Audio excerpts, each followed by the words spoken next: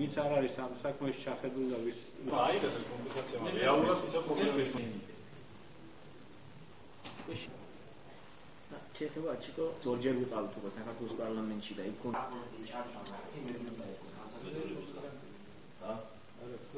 თელეთა ზღვაში ჩაგუდეს ბარში აი ამ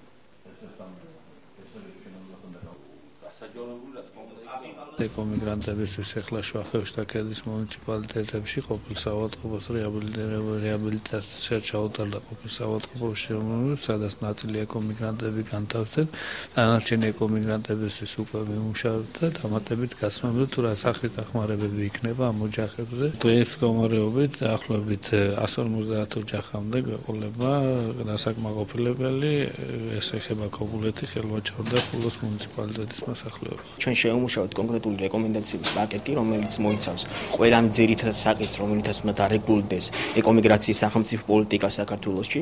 ეს უპირველეს ყოვლისა უკავშირდება პირველ რიგში კანონპროექტის შექმნას და შემდეგ უკვე მისი პარლამენტში განხილვას, რომელთაც უნდა დარეგულდეს ეკომიგრანტთა სამართლებრივი სტატუსი და განისაზღვროს ის სოციალური გარანტიების სისტემა, რომელთაც უნდა ისარგებლონ შემდგომში ეკომიგრანტმა ოჯახებმა.